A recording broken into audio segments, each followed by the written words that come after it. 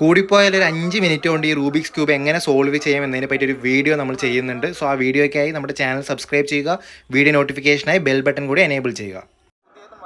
Timer എന്തായാലും start ചെയ്തിട്ട് നമുക്ക് റൂബിക്സ് ക്യൂബ് സോൾവ് ചെയ്യാൻ തുടങ്ങാം.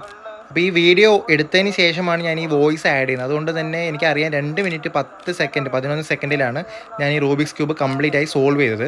ഇത്തവണ ചെയ്യുന്ന സമയത്ത് ചില സ്റ്റെപ്പ് ആക്ച്വലി എനിക്ക് ഈസി ആയിട്ട് ചെയ്യാൻ പറ്റി, ചില പ്രതീക്ഷിക്കാത്ത സ്റ്റെപ്പ് 2 തവണ ചെയ്യേണ്ടി വന്നു. അപ്പോൾ മാക്സിമം എന്താ പറയുക, ഒരു 2 മിനിറ്റും 2.5 മിനിറ്റിൻ്റെ ഉള്ളിലും നമുക്ക് എന്തായാലും ഈ ഒരു റൂബിക്സ് ക്യൂബ് സോൾവ് ചെയ്ത് എടുക്കാൻ പറ്റും.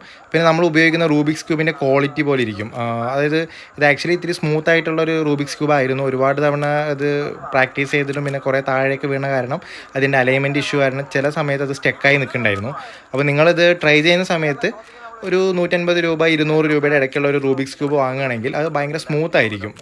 ഹാർഡായിട്ടുള്ള റൂബിക്സ് ക്യൂബ് വാങ്ങിക്കഴിഞ്ഞാൽ ചിലപ്പോൾ അതിൻ്റെ ഹാർഡ്നെസ് കാരണം തന്നെ നിങ്ങൾക്ക് ഈ ഒരു റൂബിക്സ് ക്യൂബ് സോൾവ് ചെയ്യാമെന്നുള്ളൊരു ആഗ്രഹം തന്നെ മടുത്തു പോയെന്നിരിക്കും. അതുകൊണ്ട് മാക്സിമം ഇത്തിരി ഫ്ലെക്സിബിൾ ആയിട്ടുള്ള, പെട്ടെന്ന് സ്മൂത്തായിട്ട് അങ്ങോട്ടും ഇങ്ങോട്ടും തിരിക്കാൻ പറ്റുന്ന ഒരു റൂബിക്സ് ക്യൂബ് തന്നെ വാങ്ങാൻ ശ്രമിക്കുക. ഇപ്പോൾ ഞാൻ ഓൾറെഡി 2 സ്റ്റെപ്പ് ഇതിൽ കഴിഞ്ഞു. നിങ്ങൾ ശ്രദ്ധിച്ചിട്ടുണ്ടാവണം, ആദ്യം ഇതിൻ്റെ വൈറ്റ് ഫേസ് ഞാൻ കംപ്ലീറ്റ് ആക്കി.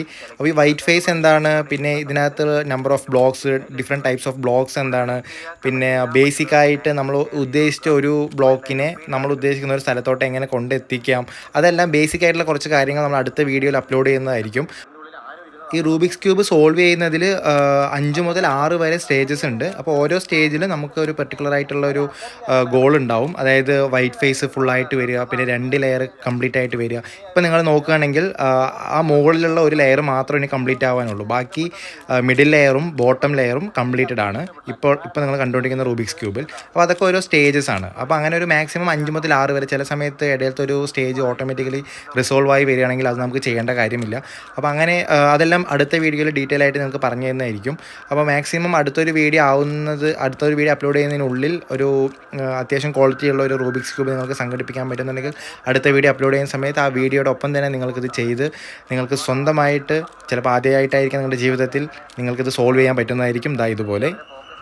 അപ്പോൾ എന്തായാലും ആ ഒരു വീഡിയോയ്ക്ക് വേണ്ടി വെയിറ്റ് ചെയ്യുക. അതിനുവേണ്ടി നിങ്ങൾ നമ്മുടെ ചാനൽ സബ്സ്ക്രൈബ് ചെയ്ത് ബെൽ ബട്ടൺ കൂടി എനേബിൾ ചെയ്താൽ നമ്മുടെ വീഡിയോ അപ്ലോഡ് ചെയ്യുന്ന സമയത്ത് ആ നോട്ടിഫിക്കേഷൻ നിങ്ങൾക്ക് ലഭിക്കുന്നതായിരിക്കും.